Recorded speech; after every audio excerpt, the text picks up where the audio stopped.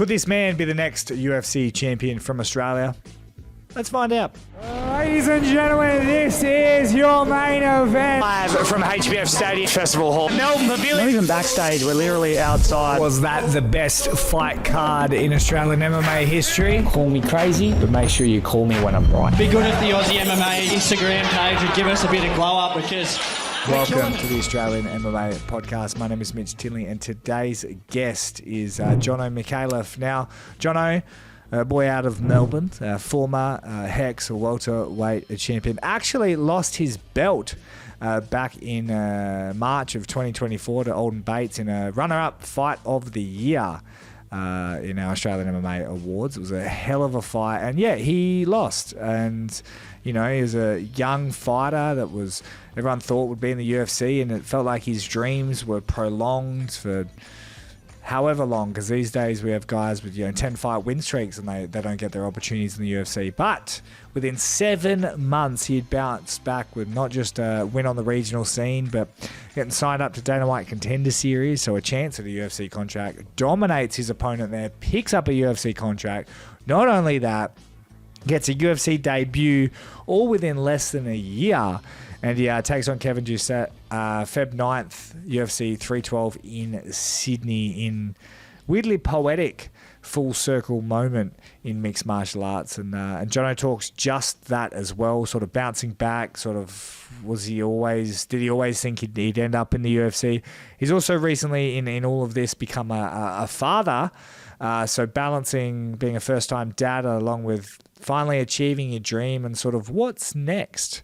It's a very interesting chat. Do love Jono. He's come a long way in the scene, and he's done all of this in just over, I think, 2 years in his professional career. So he's definitely a bright star. Definitely check him out. Jono Micallef versus Kevin Jousset, Feb 9th, UFC 312. But right now we're going to hear from Vex, and on the other side, Jono Micallef. PRP Global and Vex have joined forces, so keep an eye out. Launching mid-November, they've got a new Vex website and new MMA fightwear range releasing shortly. Vex, designed for combat and worn by the best in Australia. Ladies and gentlemen, welcome to the show in a different light now. He's a superstar. I'm surprised I got him. It's Jono Micallef. Mate, welcome. Thanks, Mitch. Thank you for having me, mate. How much has life changed? I mean, back in the day, I don't even know if I would have taken a Jono interview, but now, God, I can't get in line. Yeah. Life, it hasn't changed much at all besides being let in on the great and powerful Australian MMA podcast. My life is up and up from here. Is it weird? Because, of course, people know you from the regional scene, I mean, not too long ago. And then Dana White Contender Series, you're now about to be sort of officially in the UFC. Is it weird to kind of make it, but the journey's now just begun? Yeah, it's crazy, man. Because everyone's congratulating you. You're in the UFC, man. Fuck, good on you. But for me, it's like I haven't done it yet. I think that you get to say you're in the UFC once you fought in the UFC. So I've got the first step coming up, and I've still got a lot more steps after that to jump through. It is weird like that too, as well, because it's this amazing thing, and on the regional scene, like that's the holy grail. But then you get it. Like, go talk to I don't know, like Jack Jenkins about like how good it feels to be in the UFC, and they're like, no, like this is like we're now nothing again. Does it feel like you're at the bottom of the food chain again? Oh, 100%. Yeah, absolutely, man. And this is what I was expecting, though. Like when I take a look at my career as an amateur, my first show ever fought at Demolition, right? First fight of the night, so it was sort of like that was my introduction to MMA. First fight, it's what you expect, yeah. By the time I had my last amateur fight, I was the main event, or I think it was my pro debut. It was the main event on there. Second pro fight on Hex, exact same thing. You're the first fight of the night. No one really cares about you. You're not a name, and then before you know it, I'm fighting for the title against Joey, main event. Here I am again, bottom of the card. Probably will be one of the first fights. No one really cares about you. No one really knows about you. But I think that's what brings me into this sport, and what I love about it is that, like, I've got to make a name for myself. No one really cares about who you are. A little bit different being a UFC fighter, like having those 3 letters in front of your name. Everyone's like, oh, he's a UFC fighter. multimillionaire, best, like you hear all this stuff and it's like, well, it's cool. I got the 3 letters, it means like I'm a part of this big organization and everything that comes with it. But I still have a lot of work to do, man. Like it's only just begun. Yeah, it's interesting because people have asked me similar because I was on like commercial radio. I worked for Channel 7, but you're on like 48 grand a year. You're out in the middle of nowhere. Like, because that's the thing is like everyone thinks that being in this organization, you've like made it. You would have gone after you won your contract straight back to work. Yeah, dude, literally. Yeah. And there were people like, oh, so what's it like? And I was like, well, what was it like before? It's all the same, man. Like there's nothing's changed here, bro. Like it's the exact same thing. But yeah, it's a part of the beauty of it, like making a name for yourself. As I said before, it's like it's exciting, because it's like, where is my ceiling? You never know, and then you can, recreate and reevaluate everything after every fight, which is what I love about it. Now it's a weird question of a guy that is climbing the ladder. But have you taken a step back at all and gone, look, hey, look, if it did all end tomorrow, like you still reached that dream? Are you able to kind of put that chapter away but still celebrate it? Yes, well, 100%, man. Because a lot of people don't make it to the UFC, and some great fighters, people who we've spoken in Australian MMA forever are fighters. Some of them who've never made it to the UFC. And outside of that, in my life, outside of fighting, is fantastic, man. I live such a good life. I mean, last year, if you would have asked me or tell me you're going to be a dad next year, I'd fucking laugh at you, man. Honestly, like I would never have picked it. And my wife has always wanted to have a kid and whatnot. But even then, I felt, nah, I'm not going to be a dad next year. And here I am, not only a dad, but also in the UFC, like sort of kicking goals and making my dream my reality. And it's incredible. But that being said, dude, I'm working tirelessly to make sure that I'm staying in the UFC and I'm here to make a name for myself. And just let the chips fall where they may, Well, speaking of chips, I've always said like once you have this certain goal, you're then playing with the house's money, right? But it doesn't still mean that you don't want to win at all. Like you can be satisfied in a weird way of going, look, achieved the first goal, and you can celebrate that, your family and all that sort of stuff. But you can still try and be the greatest fighter of all time. And I can only imagine that that's on the mind. No, without a doubt, man. I think that's what everyone with the competitive nature that I have and that any fighter would have. That's what they're after. And not only that, it's like after a fight's said and done, there's a motto is better their mum cry than mine, So I'm doing everything to make sure my mum's not crying, man. Like I'll look after my family and my own health and training hard and getting after it. That's the way that I do it. Now, did you strategically make the UFC when you had a child so you don't have to get up to crying babies? Let me just say that I was very glad those 2 weeks. So we had the baby for 2 weeks and it was hard. It was hard, still cutting weight, preparing. And then I'm in the plane and I'm sitting in the plane for 15 hours. I get to sleep the whole time. And it was catch up, That first flight was the catch up. And then the next 2 weeks or 10 days in Vegas was nice. It wasn't strategically done on my behalf, but I think that there's a higher power or something going on there that's been looking out for me. So, yeah, I've got some guardian angels somewhere. Has it made you softer? It's increased my ability to love. If that makes any sense, man. Like, I've loved my wife and my family and everything like that. But being able to have a kid, you're a stepdad as well. So yeah, and I got a little one myself as well. Yeah, oh, you do have your own. Yeah. Oh, sorry about that, bro. So you'd understand the same thing. It's like your capacity to love just grows, and it is still growing every day. You wake up in the morning, and when he's not crying, you just look at him and go, "Holy shit, this is fucking. This is my legacy. Is my son. It's awesome." It's crazy. So to see all of that sort of, reach your dreams, it's kind of weird to see that you're on such a high, and life is like this where some downs are going to come, and that might not come in losses or things like that, but that it's going to get sort of harder. Are you finding any new challenges you didn't think would be here? Not as of yet. As a father, there are challenges every day. Relationships get strained.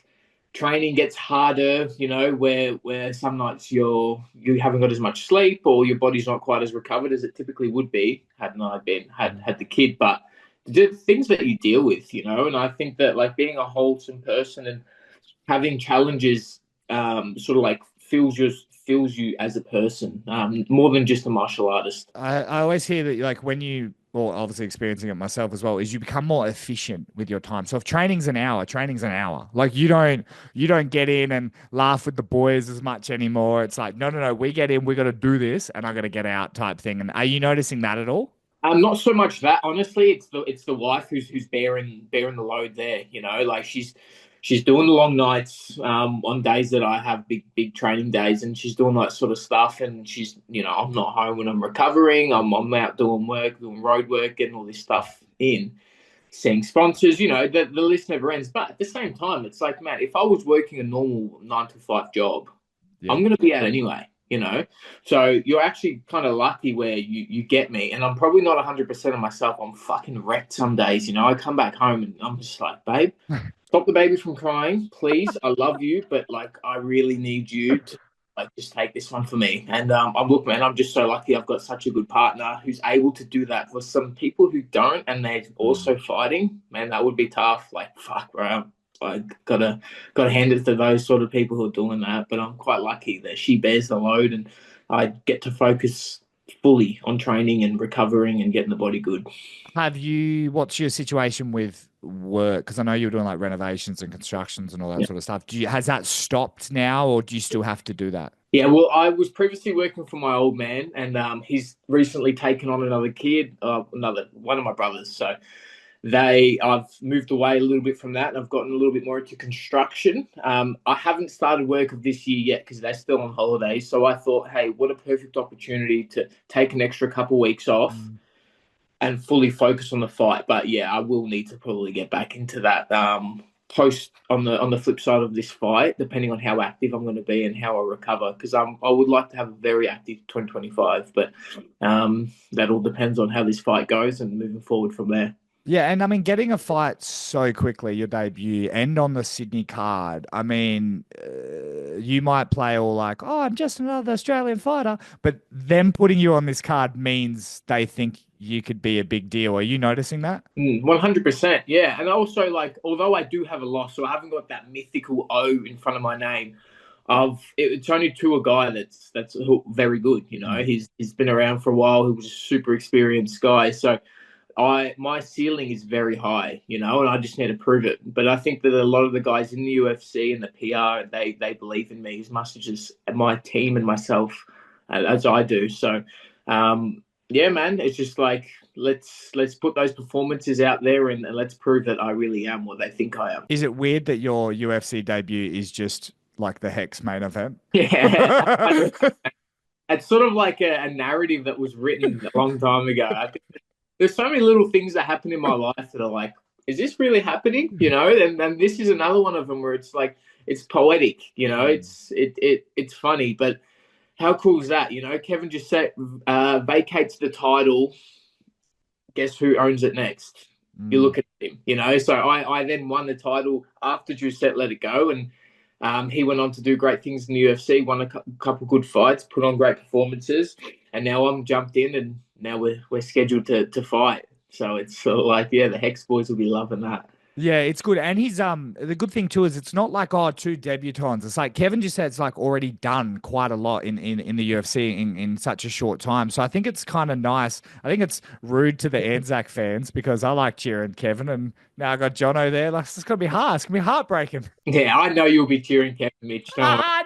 You don't need to lie to me. It's all right. I get it. No, he actually publicly, he doesn't. He's the only guy I've ever had come out and say, I don't like you and I don't like your show.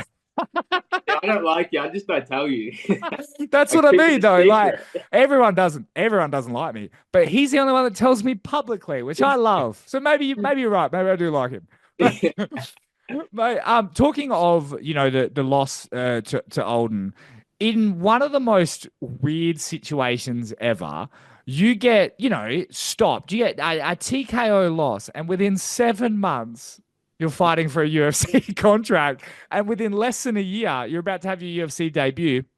Go back to the moment that night that fight was finished and you're on the wrong end of it. If someone told you you'd be fighting in your UFC debut, would you believe it? Nah, 100% I wouldn't have. And then this is like come back to what I was saying before. I definitely wouldn't have. But I think it's a part. There's a few things here as to why, and one of them being I put on a great performance in that fight. You know what I mean? Like it wasn't like I just got stopped in very quickly and didn't put up a fight. I put up a hell of a fight, and the stoppage was a little bit early. So there's all those things, and I think the UFC can see if someone can go through a bit of trauma, can go through a tough fight and still put through. So I'm just getting a call. Oh, fucking hell! Hey, boss. Sorry, Mitch. No, I'm leaving. I'm editing. I'm slightly editing that. I'm leaving that in because it makes you look like a big deal. Like you got sponsors calling you, fans. Who was it? That was the UFC actually. No, it wasn't. As the phone rotated, I went to press the line. It turned out to be answer, but yeah. Where were we? Basically, that sort of getting that your UFC debut a year later. Sort of you go through the loss to Alden Bates. Like, where was your head at, and did you think this would happen? Yeah, that's right. Yeah, so I definitely that it was not in the cards, and we definitely thought we'd get pushed back at least a year. Because you can plan for these things, but only so much. So that definitely threw us back. So I wasn't even thinking of the UFC until 2026, 2027. I'm still young. All these things are running through my head, but I'm still true to the goal of what I wanted, which is being in the UFC. And yeah. So off the back of that, I mean, I can,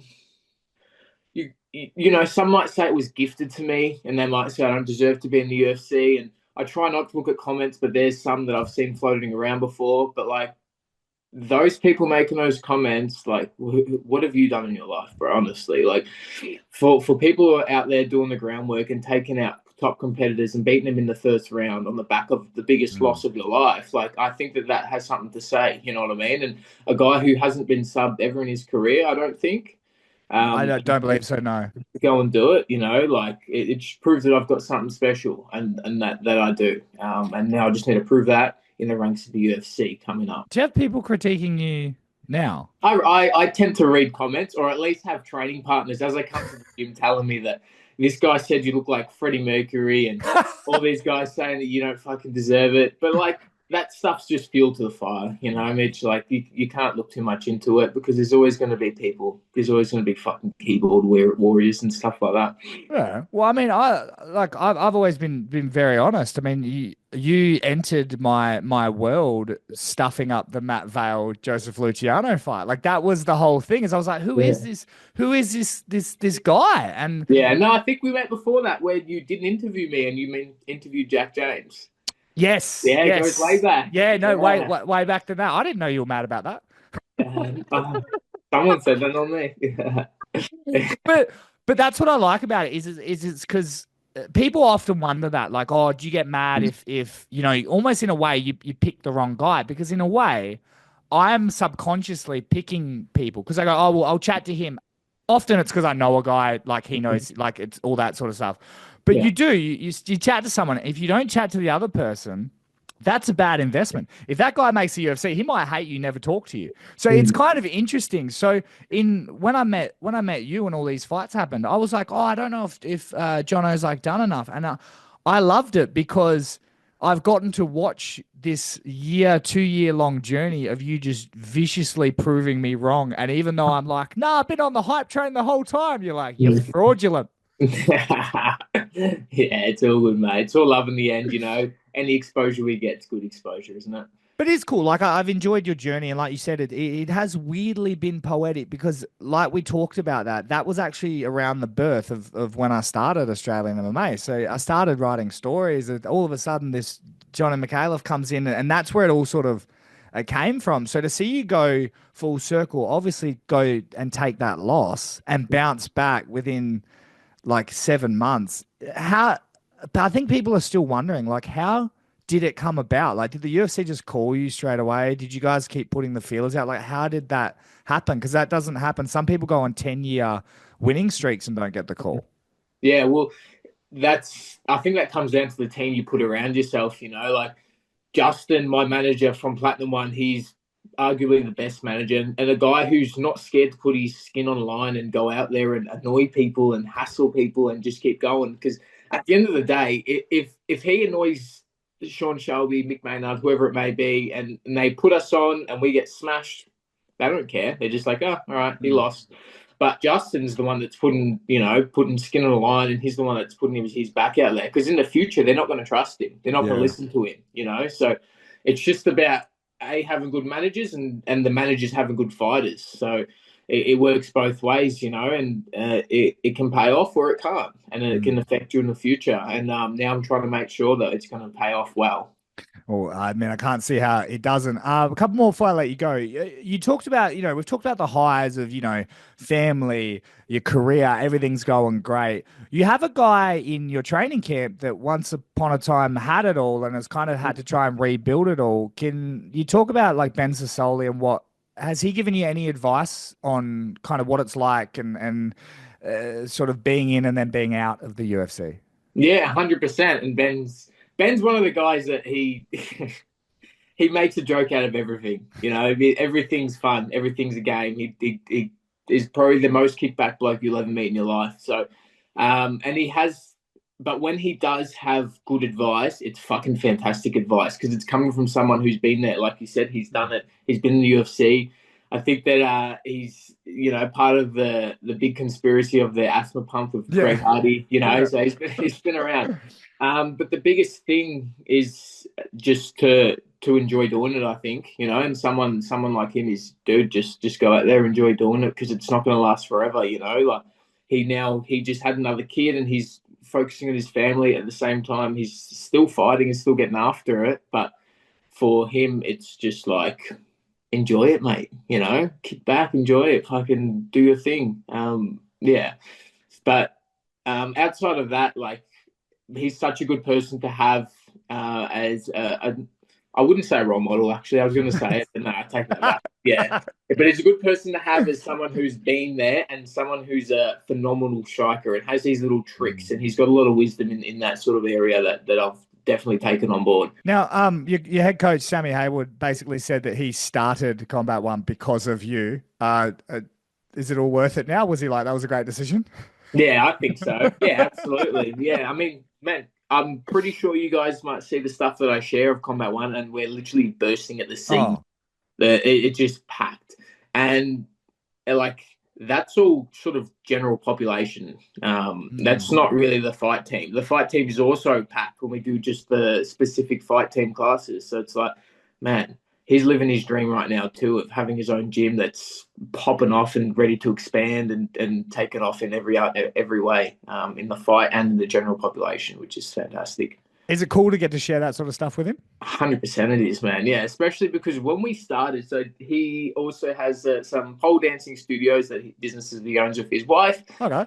We used to start training in the back of those. So we would just be training in a little, it was like a 5x5 meter room working it. And it just felt like, what are we even doing here in a way? You're in not dumps, but you're in a small room in the back of a business and you're sort of like hidden away.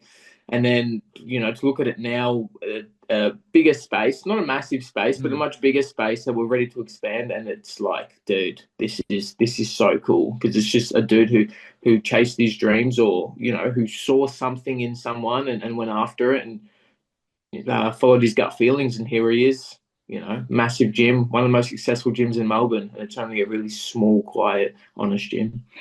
Awesome, mate. And Feb 9th, Kevin Jousset, I mean, you're probably fighting at like 7 a.m. in the morning. But first off, how do you see this bout going with Kevin? Yeah, well, Kevin, another guy who comes from a fantastic team, scary guy. He's got all the training partners. He's been around for a long time. Fantastic judo, good striking.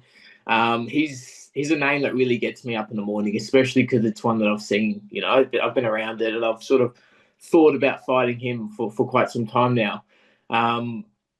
So we're preparing, we have our little game plan and our thoughts, and I'm not going to get too much into the small details of that, but we're very confident that we can take this one out. And I mean, I've asked you this outside, but now that we're in the UFC, after it's all said and done, how does Jono Micallef's UFC career want to be remembered? I want to close it up being at least a UFC champion. So at least. Yeah, man. Like, but no, honestly, outside of that, I want to be known as a guy who comes to fight, you know. And maybe I haven't quite showed that. I've known to be more of a guy who's a little bit more cerebral in the cage, but I hope to tick a few boxes off in my debut and expand who I am as a fighter and yeah, perform every single time. Number one thing. Well, mate, I'm looking forward to seeing you in Sydney, and like I said, it's been a poetic journey to see all of this. So I'm really like proud of you, but then we can push that aside because that's over now, and I'm excited to see kind of what you do next, mate. So thank you for taking the time, even though I picked against you every step of the way, and I look forward to it, mate. All good, Mitch. Thank you. Fuck you. I'll see you next time.